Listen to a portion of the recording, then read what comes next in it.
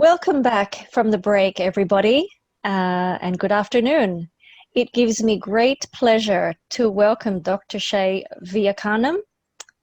Dr. Shay's career in entrepreneurship began almost accidentally when in the concluding chapter of his PhD, he recommended that business schools should take enterprise and new venture creation seriously if they were to be relevant to society. This was in 1987. Since then, it has been a pioneering journey at a number of universities where his courses for entrepreneurship, rather than about entrepreneurship, have taken root. These include Cambridge, Reading, Cranfield, and several other institutions, having established entrepreneurship centers at Nottingham Business School, Cambridge Judge Business School, and most recently, he has been a director of the Bettany Center for Entrepreneurship at Cranfield. The focus of his work is to enable managers and owners of science and technology-enabled businesses to unlock hidden value in their ideas, turn them into business proposals, and have the confidence and self-belief to take their ideas forward, whether this is for startups, scale-ups, or established businesses. Over the career, he has had the good fortune to advise and mentor hundreds of entrepreneurs, their teams, and support business readiness for growth and scale up. He continues to do this and enjoys seeing the impact in a very direct way. And without further ado, I would love to hand over to Dr. Shay. Welcome, Dr. Shay. Thank you very much. Thank you for the invitation, Diane, and to the Hydrogen Group. I want to launch straight into the presentation because you've done such a great introduction of me. I don't need to say any more about that. And let me see if this technology, there we go. Hopefully it's working okay. So I guess the best way to do this is to say good day, because it's probably your afternoon and in the middle of the night for me. And Diane and the team have very kindly offered to record this during my day and your night. So there lies the challenge. The topic being commercialization of technology.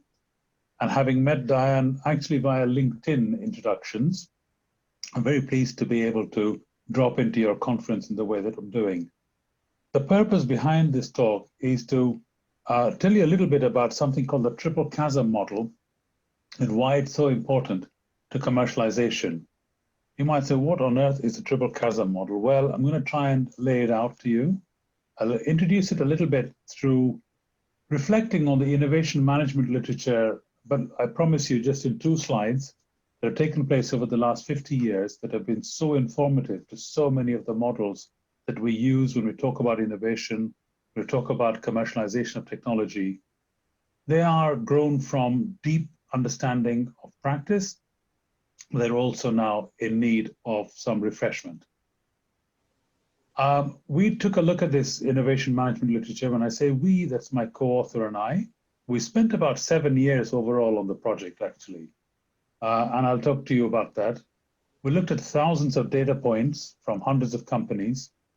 And we think we have some fresh insights into the process of innovation, the journey of commercialization, if you will. And then we can ask the question, so what? What does this mean to us in practice? Well, innovation management has been going on since the 1950s. And one of the early entrants to this field was a man called Everett Rogers. And most of you, if not all of you, will be familiar with this famous model of his, which talks about the adoption of diffusion, adoption of innovation, I beg your pardon. And what he meant by that was what sort of customers need to adopt your technology, and how do they adopt your technology in order for you to make progress into the marketplace. He put forward the idea that there was a group of people called innovators, about 2.5% of the marketplace. When you knew how big the market was, you could assess that. Then he talked about something called early adopters that would copycat from the first group, and then the majority, early and late majority, and finally, those of us that are now buying golf ball typewriters, if you can remember that far back. So if this is the adoption curve, they then overlaid that into what's described as the diffusion curve, i.e. how your products go into the market. And that diffusion curve you see is the S line over there. Now, I have to say, Rogers was really good. When he came up with this idea back then, he had no data, but what he did have was insight from his father's farm machinery being sold, the agrochemicals being sold, and the lines that you see which separate innovators, early adopters, and the majority, the so-called inflection points, if you like. He came up with that from a statistical model that he simply described as standard deviations from the mean. So he used 1 and 2 standard deviations to describe when the inflection took place. When you have no data, when you have nothing else, this is at least an attempt at a scientific model. That has become folklore in marketing books, textbooks for students on undergraduate and business courses of various kinds. It's become the language of the day in most innovation journals and magazines and practitioners and managers and everybody else. So we looked at this, and my co-author Uday and myself, we said, this is a really powerful model, but without any data to back this up, is this actually correct? And that's what the curiosity was for us, because intuitively it made a lot of sense, but in practice we couldn't see how it was working. So I guess our curiosity then led us to the second piece of work, which was done by Geoffrey Moore, who was a great salesman. Geoffrey Moore's book, Crossing the Chasm, hence the triple chasm, we're borrowing from his language. And he talked about Rogers's work early on. His book was in the 1990s, published, I think, in 2002. And he talked about innovators and early adopters, how they get going, the ideas come up, the little light bulb. Then he said there's a chasm. Then we don't understand what the big market actually wants. So he used a lovely metaphor of the bowling alley. He said if you hit the number 1 pin, it knocks all the others down. So what's your landing spot? Where is it you need to come into? And he then described the chasm also as a bit of a tornado. You get into that, you get into massive confusion, and then you hit the main street, and then it's total assimilation as you go forward. Both really colorful, but interestingly, if you were to read Geoffrey Moore's book, or if you have already, you'll realize it is a salesman's book based on nothing more than anecdote and experience. There is no data actually to back this up. My co-author spoke with him, and he said, data? What data? Right? So I don't want to speak on other people's behalf, but both Everett Rogers and Geoffrey Moore have given us really fundamental understanding of an innovation journey based on what you might call a good hypothesis and storytelling. So this, again, bugged us because, again, we thought, intuition tells us this is correct. Our experience tells us this is about right. But what is the data to back it up? Hence, the 7 years and thousands of data points later, we came up with this very frightening graph, which shows all the data points of journeys that companies have made across a range of periods of time. And we found that the axis, the y-axis, which again looks terrifying on this, and I'll explain a little bit more to you, is when you're looking at growth, rather than looking at sales numbers or rather looking at profitability or headcount, why not look at the acquisition of customers, the number of customers that you have relative to the number of customers you might gain in the marketplace overall. Hence, you get C over C max. What percentage of customers have you got now compared to what the total might be that you can get? And the one that you see at the top of the line there just says 100%. That's one of everything. So what's the proportion of that? What you begin to see, there's a massive density of little blue dots after chasm 1 and fewer companies as you go further along. So what is this trying to tell us? Well, let's put this into something else. Let's give you an example of these two curves. So if you say what's the net change, the change in the number of customers that you have against the total possibility as your y-axis, and the x-axis, the horizontal line, is the total amount of time this will take, T max.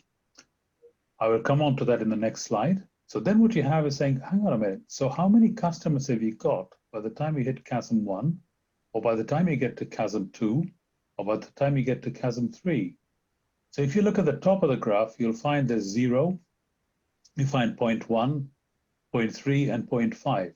What we're saying to you is that by the time you've reached your second chasm, and I'll explain a little bit more what that means to you, is you might have only 30% of the total customer base available to you, right? Or sorry, it's taken a third of the time to get to the possibility of 10% of your customer base.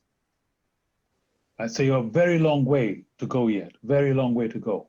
So your total customer base of about 10%, and it's taken you between a third and a fifth and half the amount of time to get there. So this has a lot of implication for venture capitalists, business angels, and others, all of whom have this sort of mythical 7-year line with a 3 to 4 year exit plan, all this other stuff that goes on, and the so-called Death Valley curve. All of those lines are exaggerated when you actually look at the data in play. This chart also tells you what you need to do as managers. I'll come on to that next. But before that, just to say that all this 7 years of work has resulted in 2 books. The first one is more what we would describe as the academic book with a colorful title, Camels, Tigers, and Unicorns, to saying how does all this data play out? And the second book is more practical. Our scale-up manual is kind of like the so what of what we've understood. So what are our insights then that we can offer you? Well, one of them is we tried to look at the timeline. So how long does it take typically in certain types of industries to get us to the total number of customers we have, to get the level of maturity? We reckon that in media and entertainment, it might be about 5 years, 5 to 6 years. Telecoms about 8.5. And as you scroll down, software is quite quick, over 5. Electronics computing about 10, 11 years. And what you'll notice there, oil and gas is about 9 to 10 years, right? So these are quite long timelines, and energy and lighting also about 9 years. Aerospace, we think, is probably the longest because of the regulators involved in that. This will give you, I mean, this is like a temperature gauge. Every country, every nation, every region might have its own timelines available. In some cases, it might be even 20 years, simply because it's just that long to get going. But if you understand you're in it for the long journey, the question is, how long does it take you to get there? Combine that with an insight into how many customers you need to have to feel that sense of maturity and how you get to those customers. We then end up with trying to map this on with, so what do you need to do as managers? So our other insight is to say the top 4 ideas you see there, market spaces, framing the proposition, customer definition, distribution, are the externally facing management tools that you need to work with. The green items, the 6 of them at the bottom, are the internal resources. And so if you take your role as a manager, your job is to deploy those scarce resources, i.e. the green items below, to the best opportunities, which are the sort of dark blue at the top, in the best way you can. That's your job. Yes, you need to make money for the shareholders, but if you can't deploy scarce resources to the opportunities out there, you can't actually build a business. And so we describe at the moment 2 of these sort of trade-off constructs or vectors, if you will, as your strategy for commercialization and the business models coming together. So those are the levers by which you can balance out your resources, the green stuff down below, with the dark blue at the top. So I've already introduced you to the idea of a chasm.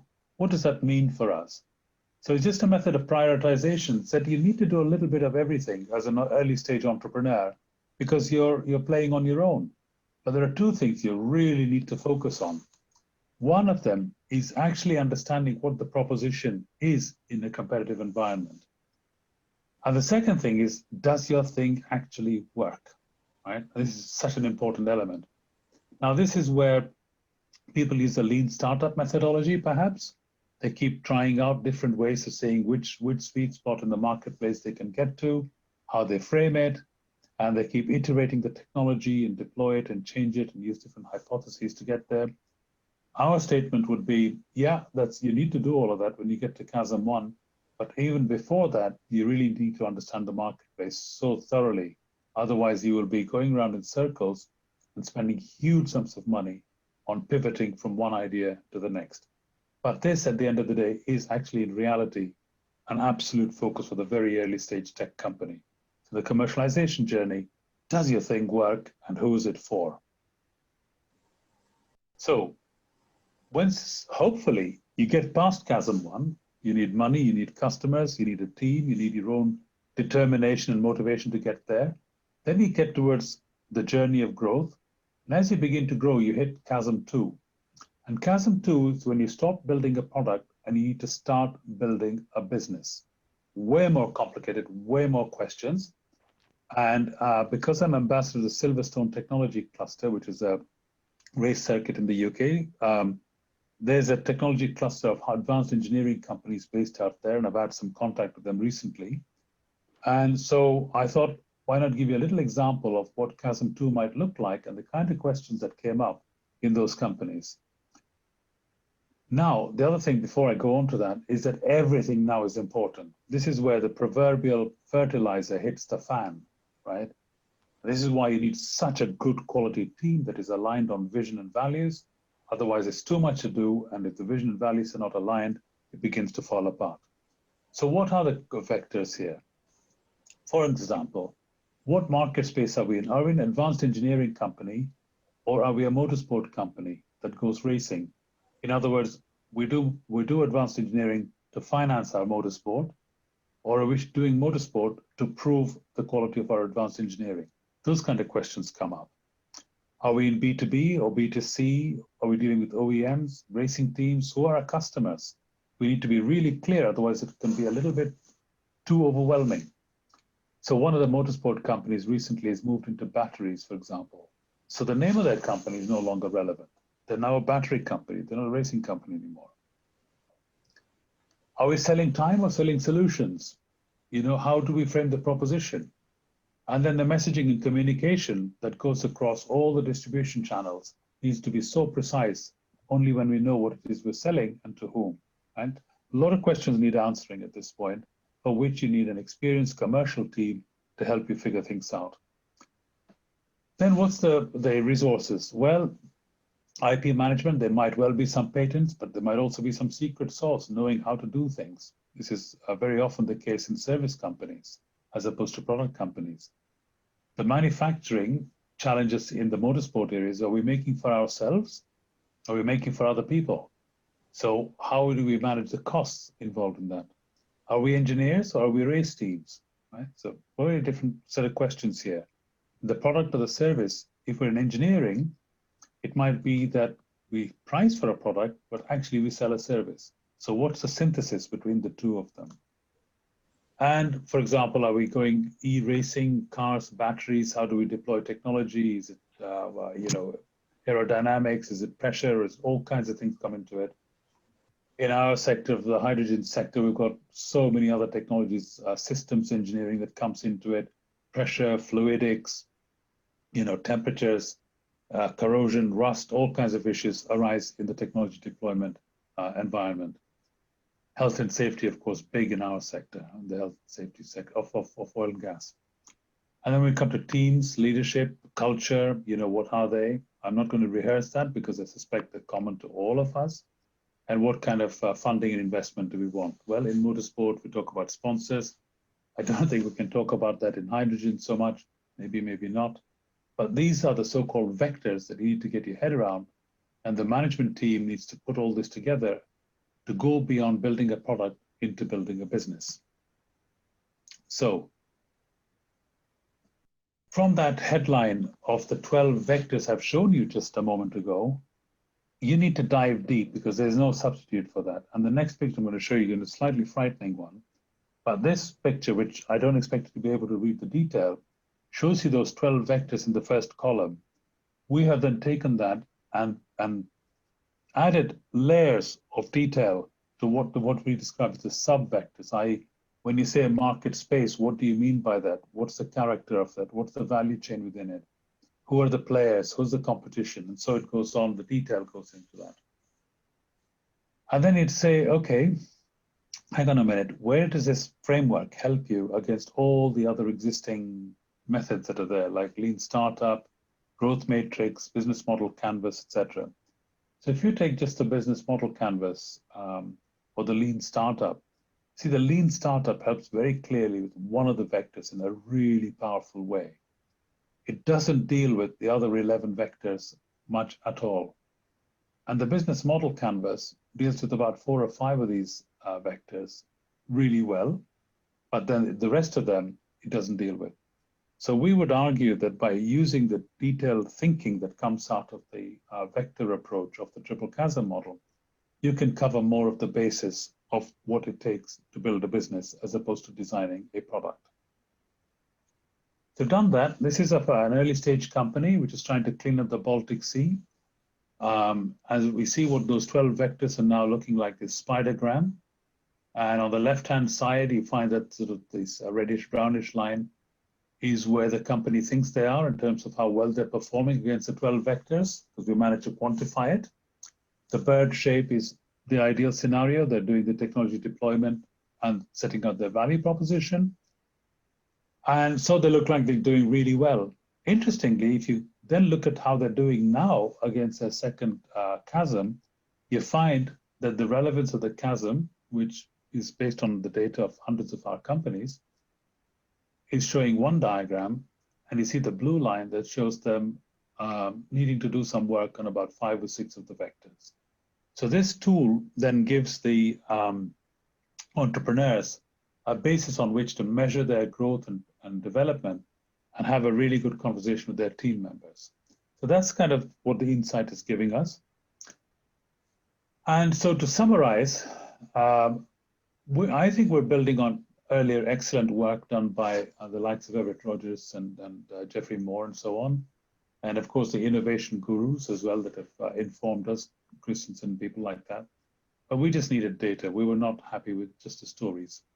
We hope very much to have contributed to new insights to the commercialization of technology, that we have a much bigger picture that we need to include, going beyond thinking product to thinking how to build a business, a sustainable long-term business. Of course, if you'd like to learn more, by all means, go to our website. There's some free resources there. But of course, I have to promote the book. And to say, if you'd like to know more, as from a famous saying from an old book, bark is willing. And I'd just like to close with a thank you, Diane, for inviting me. I hope those little insights were useful and interesting. And there's the links to our website. And of course, we're creating a commercialization community in LinkedIn, and hopefully some of you will come on there and we can continue the conversation. Thank you very much.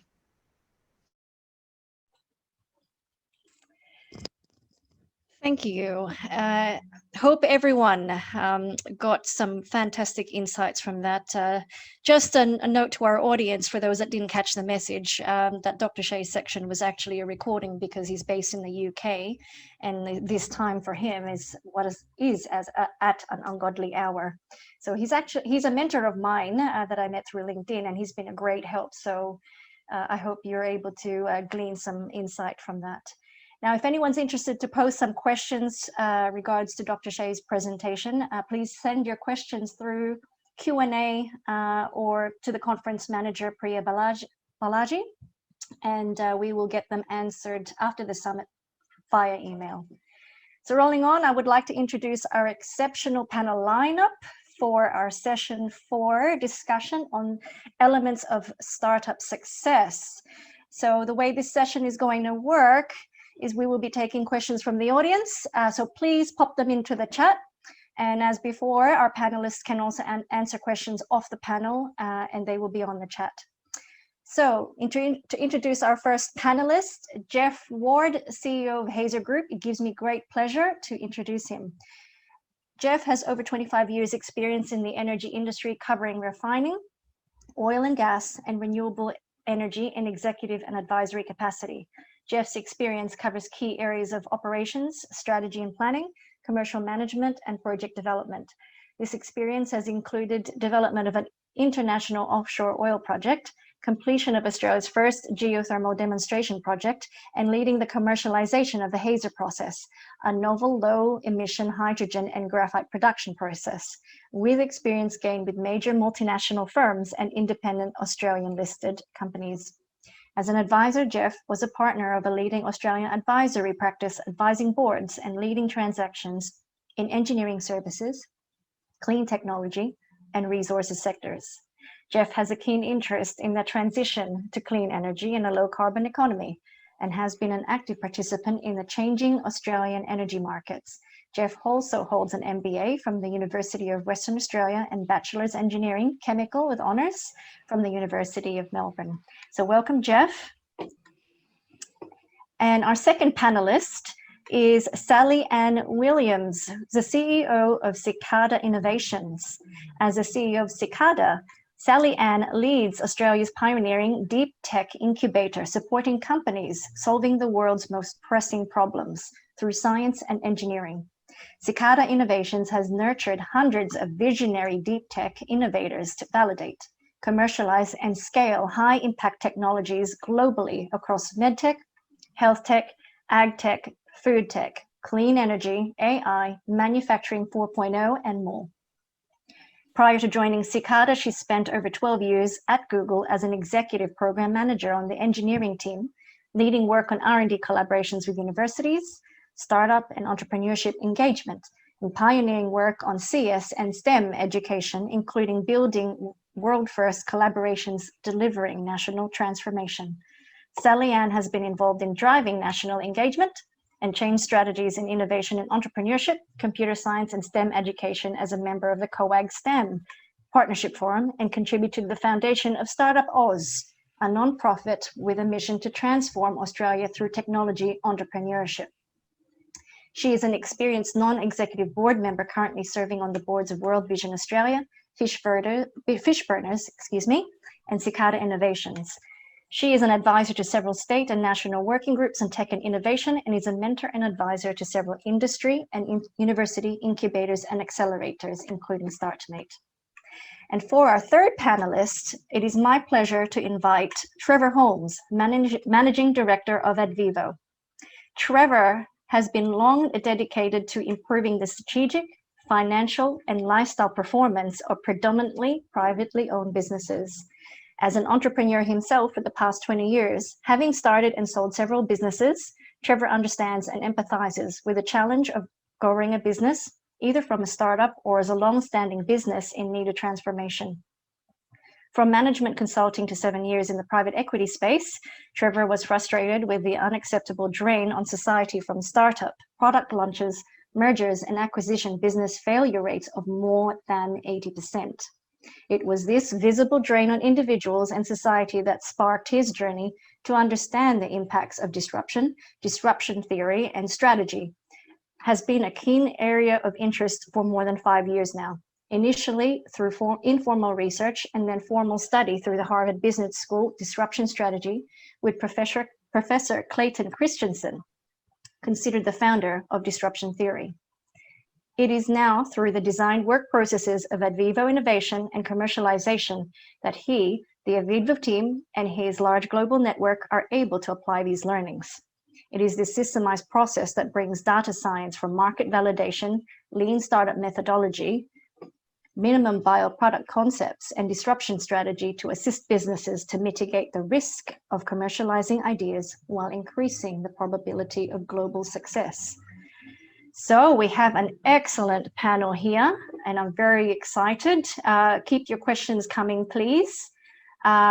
So just having seen Dr. Shea's triple chasm commercialization model, I'm very keen to understand, Geoff, you having been through the startup journey with Hazer, how well does the triple chasm translate in your experience, and how did you go about crossing those chasms?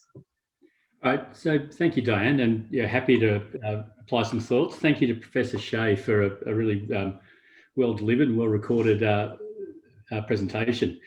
So maybe to make a couple of observations about the chasms and taking maybe a simplistic and intuitive model when he referenced, Rogers and Moore, to a highly data intensive model, the chasm 1, chasm 2, chasm 3 with over 7,000 data points, I think he mentioned in there, to then what does it look like when you're in the middle of it and it's all happening around you? And I guess I took away a couple of points from that, and then I'll offer perhaps, if it's not impertinent, a rebuttal or perhaps a further research idea, and I may well talk to Professor Shea about that.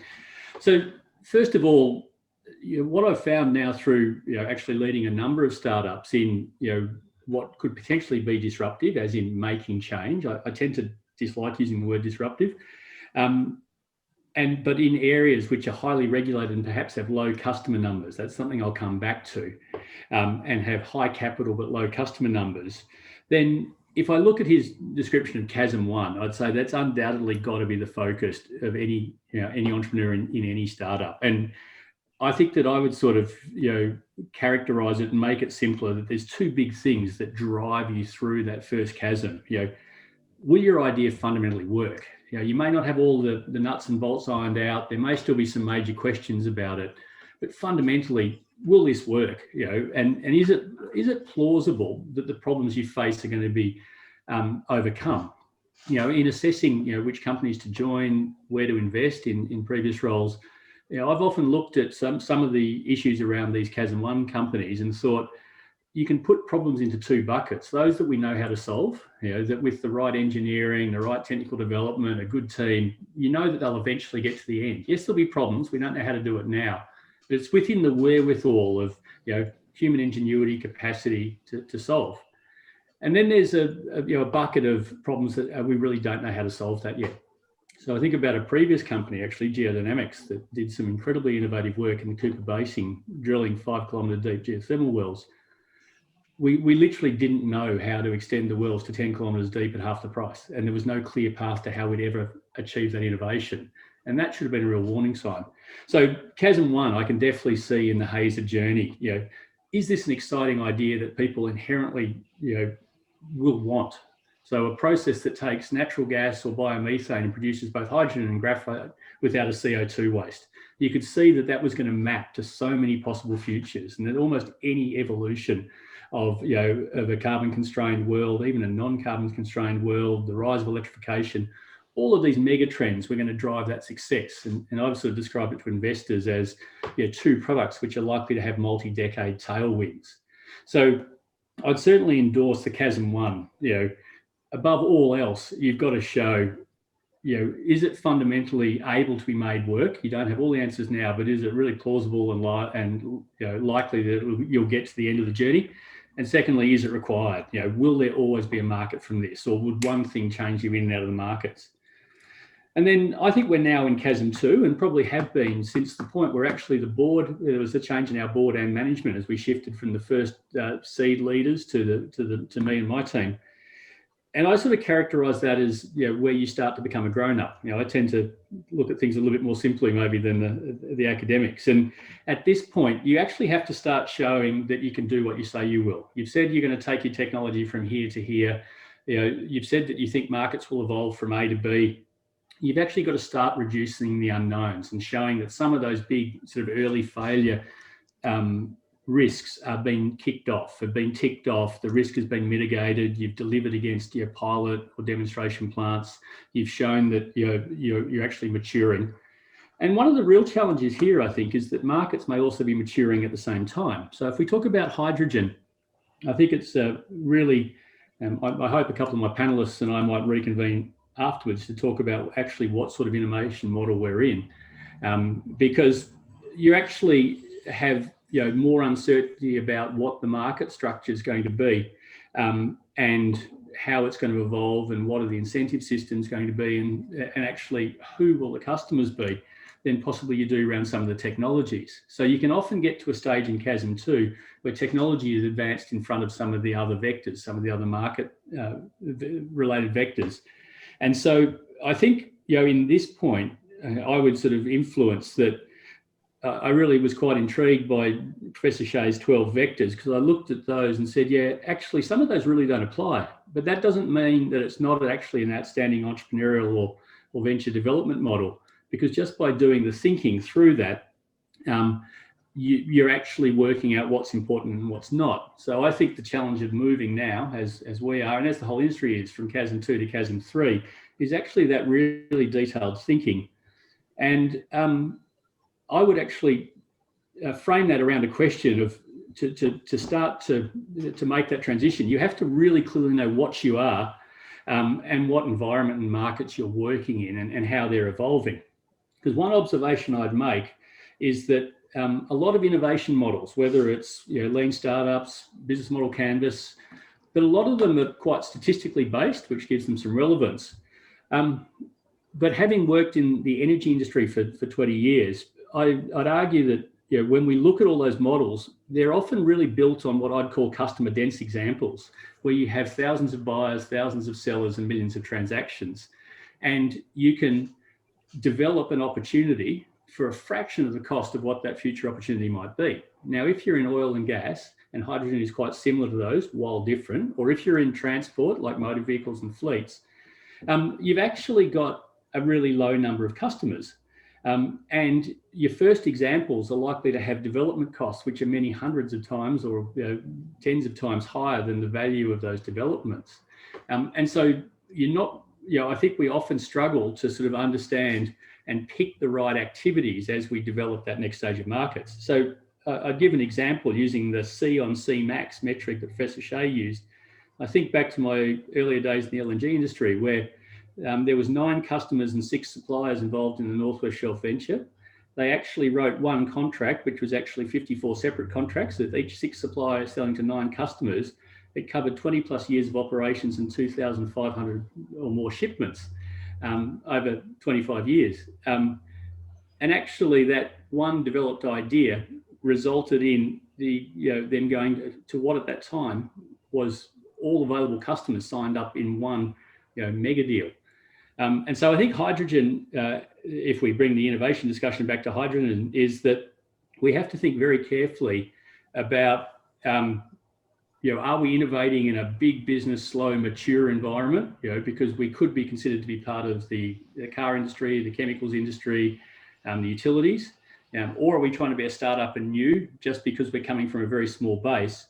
But we're also working in a highly regulated industry. So, some of the thinking around minimal viable products, for instance, is very difficult when you're in a highly regulated industry and where what you're testing means bringing a highly dangerous product in contact with consumers, untrained consumers. And so we have to think through how you take that sort of quite inspirational thinking of disruption and apply it in an environment where you're trying to use another analogy, you're the Mini that wants to zoom around the car park, but someone else is trying to sort of parallel park a semi-trailer out the front of a crowded Coles on a Saturday morning. So I'm going to leave it there and just throw it open to questions or the panelists, the thoughts of other panelists. Yeah, no, thanks so much for that, Geoff. And certainly I concur with your key messages there around knowing who you are, your circumstance, your vision, and what's around you. And as panelists in the rehearsal, we discussed this at great length. And I'm keen to hear, Trevor, your point of view on being able to stay in the game like Hazer has. Yeah, it was really interesting from Dr. Shea, and I think there's some parallels to both the commercialization roadmap and the growth that occurs within a startup organization. One of the things about the first chasm that is quite clear is that it is very, very important to be able to get those early adopters on board to truly understand what are the bases of competition? What's the job that they are being helped with that's actually helping their businesses or their problem that they're trying to solve? And so many organizations can sort of get ahead of themselves, and we know that innovation often outstrips the actual market and what the market needs are, and it can get ahead of the curve. So in this particular situation, I think Dr. Shea's work is actually helping organizations to, yes, have that great vision, understand what that number of clients that you're going to end up with, but to break it down into segments with the main, the main game in the early stages is actually survival and staying in the game. And by doing that, yes, we do apply things like lean startup methodology. We do apply concepts of ensuring that you are building a minimum viable product, getting it into the market as quickly as you possibly can with early adopters, and then learn through that process and define those customers, really understand their personas, because the personas through the early adopters into, going into the majority, and then the laggards and all that, the personas are so different. And by being able to align your product with the basis of competition that they know and understand that this does a particular job. Okay, it may not be perfect, but it does the job good enough, and it actually then starts to give you adoption. And adoption, above anything else, is one of the keys to the games in the way that we actually then move through the phases. And I think it's a great roadmap to just test where you actually are, and try and remain focused on what those clear objectives are through each of those particular stages. Yeah. Thanks for that insightful piece of wisdom there, Trevor. So Sally, how does this resonate with you, given that you invest mainly on early stage startups, and how true is this? Have you seen many startups fail and cross chasm 1 or even reach chasm 2? And would love to hear about this. Thanks, Diane. I think it's a really interesting topic, right? And you've got a spectrum of things. So most startups, the sad truth of the matter is most of them fail. And part of that is the learning journey that people are on it too. So for us, we at Cicada really invest our time and our energy supporting early stage deep tech companies, and we support them for the long haul, because we understand that the chasm, I'd argue that there's the chasms that have been identified, and then it's the roller coaster ride. And if you talk to any of our founders here, that's a very long roller coaster that can be 10, 20 plus odd years, especially if you're starting to look in medical devices and things like that. The regulatory pathway to market is one that's up one day and crashing down the next. And, maybe that's an analogy to surfing. I don't know. Sometimes it feels great. Sometimes it feels like you're getting dumped. But I think there's a couple of things that I just want to unpack, because there's some really interesting things that we need to consider. And I think if you're a founder out there and you're doing a startup, you do need to understand your market. You need to understand the market, and you need to understand who your customer is and how you're going to get to revenue fairly quickly, or how you're going to raise capital fairly quickly. And venture capitalists are going to look for that you have a clear pathway to do that, and that you have an understanding of what all of the hurdles are that you need to meet and jump over to get there. But there are others out there in the ecosystem who are targeting things in a really different way, and they have the luxury, because they are very well funded, or they have the means themselves, to actually go out and build things way before a market is ready, and invest huge amounts of money. So these are the Elon Musks of the world building SpaceX, and being, arguably seeing the opportunity that's going to be needed in the future for reusable rockets to be able to take payloads to space, and be able to have that capital and that ability to invest very early and for the very long term, way before that's needed, and build so that it's ready at the same time as the market. And certainly that's kind of my experience inside of Google of how we had kind of two places of innovation. We had that innovation of we're building for a customer, and we're building with a customer in mind, and the customer could almost articulate what it is that they wanted, and what's the pathway to, what it is that they needed. And then you're building products and services for people who wouldn't even know that they were looking for something in that space. And so what I mean by this is, there was a really interesting long tail strategy about building capability of mapping and Google Earth and satellite imagery and Street View through both development and R&D and acquisition of companies way before you had a device in your pocket to be able to use a map on a phone. So in parallel to developing all of that technology, the company was also developing the hardware and the battery and the storage and the memory and everything to bring you a mobile device that you were going to be able to operate and use this on, because there was this vision that one day people would navigate the world with this thing in your hand.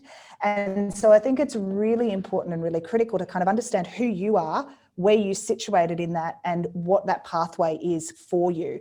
If you're a startup and you don't have funding, or you only have a little bit of funding, You need to really validate the market. You can't be thinking about a market that doesn't exist yet or what that future market would be. You can have that as part of your big picture, but you need to prioritize that sort of, I guess, whatever the low-hanging fruit is to get a product into development, to get a sale, to get a test, to get something like that.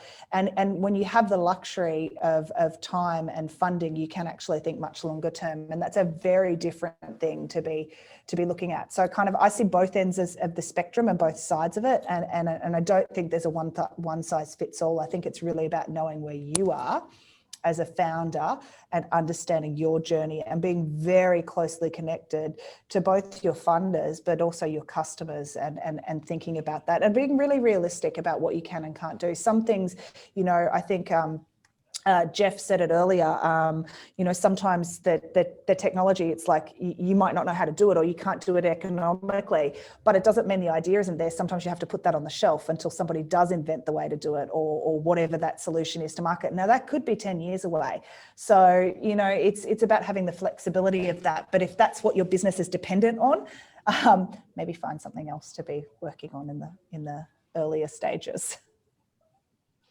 You know, thanks so much for that, Sally. So definitely agree with, you know, all your points around knowing who you are. I guess that key theme seems to be emerging even from previous sessions, and that market validation is the key. And a business mentor of mine said that, you know, it's all about the inches when it comes to knowing the market. And I'm thinking, you know, if you really want to get investor buy-in, those inches really come to the millimeters, and knowing the end use case, as you've said, Trevor, intimately, so you can speak their language.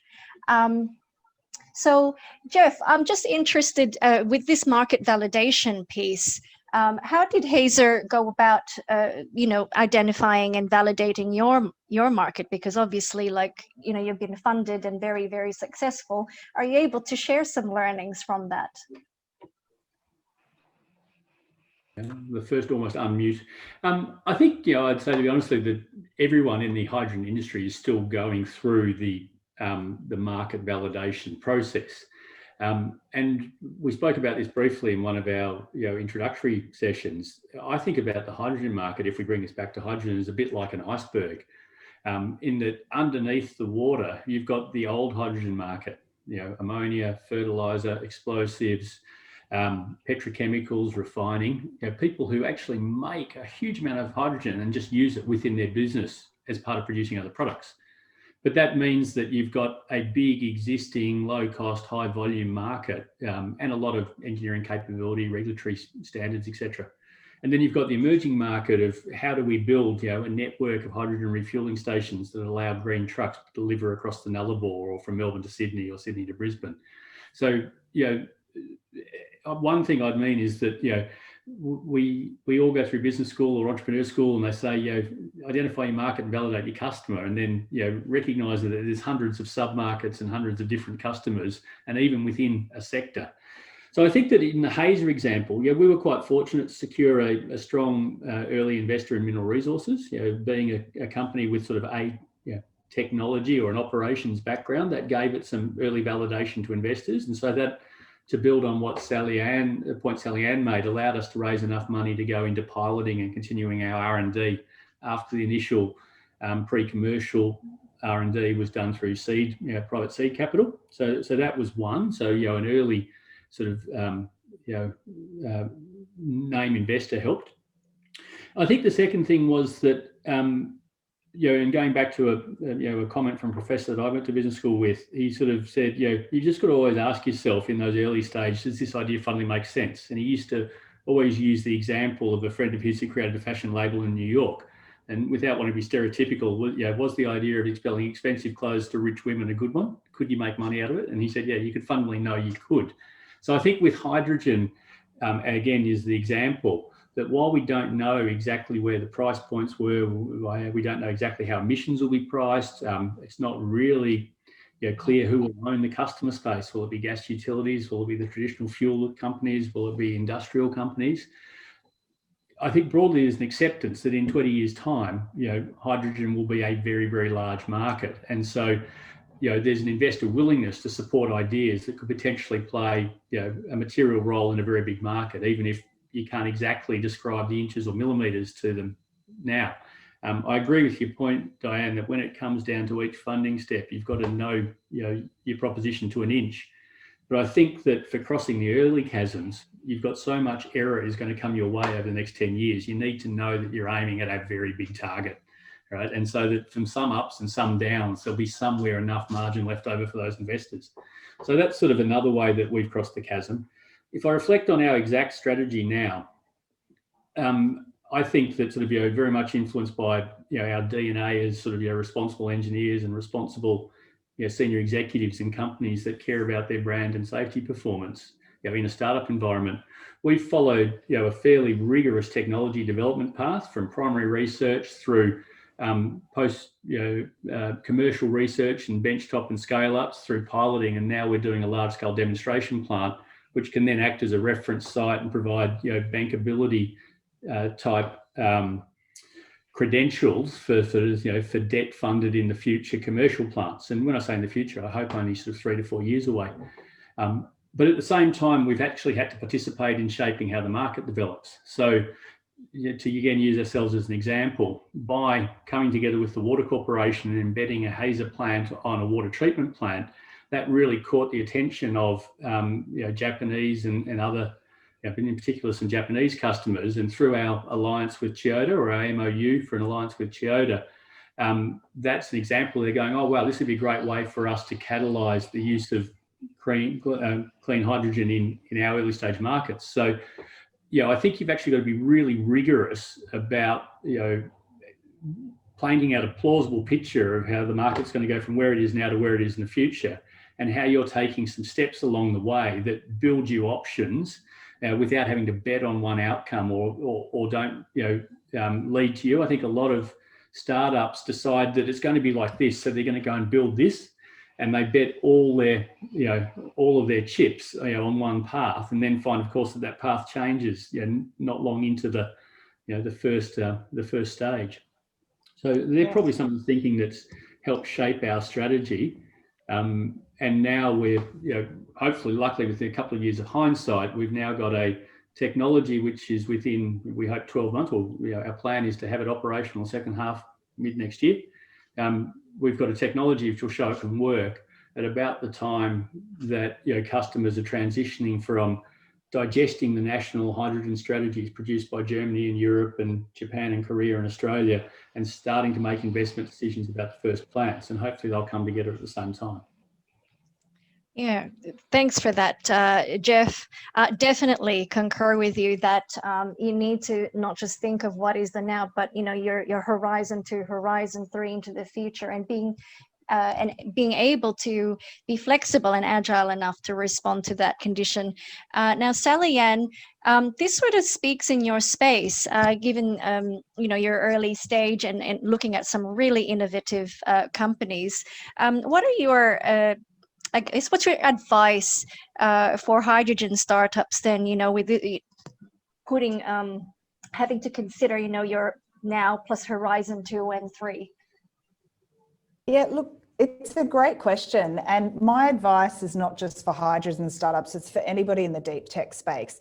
If you're coming to talk to me, if you're going to go talk to, an investor, if you're going to talk to a customer, I want to know what's the problem you're solving now and what's your bigger vision and what you're going to solve in the future, right? You should have a bigger vision than the first product that you're bringing to market, because if that's all you see that you're going to do, what are you going to do when that's done and you've got 20 competitors out there? So I want to know that founders, and I really want to see founders that have this really big vision about how they're going to transform the world. You don't have to know every step on how to do that, but you really have to have a clear vision, a sort of mission, and be able to articulate that and get me to buy into that big vision. Because if I can readily see it, if it's too close, if it's in the next 3 to 5, year horizon that you're looking and solely focused on, and you can't see beyond that, then the likelihood that you have a lot of competitors in the market and many more that have a bigger vision is going to be really high. So I want you to be able to articulate both. And I think that's something that I really, honestly, it's something I don't see enough of in businesses, and not just startups, actually in the large players in Australia. When you sort of say to them, what's your big picture vision? It's actually incremental improvements on what they're doing now. And I want to see people have cast something visionary and cast something exciting and cast something ambitious out there and say, and our first step is this. The first thing we're going to deliver solidly, and it's going to be here. It's a little bit like the moonshot thing. I still love this. People will either love it or hate it, but I really still love it. You know, when Kennedy said, you know, in this decade, we're going to put a man on the moon, that wasn't the bit that was exciting. It was what he said next. We don't know how we're going to do it, but we're going to do it anyway. And so what I'd like to see from people in the hydrogen industry is sort of say, you know, in this decade, we're going to do this. We don't know how we're going to do all of that yet, but we're going to do it anyway. And we're starting with this because this is the near-term thing that we can see. And, you know, you can hear that in sort of Geoff's journey about what he's talking about, what they're doing now and what those steps forwards are. But I think there's an appetite, particularly from investors and the types of investors that you're looking in the deep tech space, which is a much longer time frame and a much longer time horizon than, you know, 5 or 10 years. We are talking 20 or 30 years sometimes. You want to be able to have that articulation of the bigger picture as well. So that would be my plea to people, is think about that stuff and think about how you tie those two narratives together, and you really explain both your science and your business, because it is the two, right? It's neither, it's not a binary thing. You need to be able to feed those gaps in between and really unpack it. Because the other thing is, and I love Geoff's analogy about the iceberg, about the traditional, you know, part of the hydrogen industry and what's next, but what haven't we thought about with hydrogen? What other potential is there? You know, there's got to be things there. I don't have the answers to that, but I'm really excited to see some visionary people come up with other solutions, because that will also drive future markets and future opportunities, which we probably aren't even thinking of yet. Thanks for that, Sally. And certainly a key theme that I'm seeing between what you and Geoff are saying is, yep, that big vision and the iceberg. It's all looking at the macro level. And you can even translate that to, you know, what your minimum viable product really is. And there was a question from the audience that came up about this. There's a comment, sorry, you know, where they're saying, oh, it's a cost of finance that kills technology and innovations. And, you know, I want to challenge that a little bit, you know, around MVP for a technology startup. So, and Trevor, you would have seen startups rise and fall around technology, even like for the lower technology and software. Is there anything that you can share then around, you know, how you would be agile around developing that MVP or the tip of the iceberg or that first step towards the big vision? Yeah, thank you, Diane. I think there's some really strong learnings for all startups is to understand that something that is disruptive is actually a market problem, not a technology problem. And what I mean by that is that you can actually create something that is incredibly innovative and technically advanced. However, if the demand in the market is not there for all sorts of different reasons, then it's very hard to get adoption, because if you are going in against the current incumbents on the basis of this is better, then we know statistically that you've got less than a 14% chance of success. However, if you adapt and pivot your strategy to actually target the low-end market, now what I mean by that is the people who are consuming, but their only options is with a solution that is more expensive or offers more service to them than what they actually need.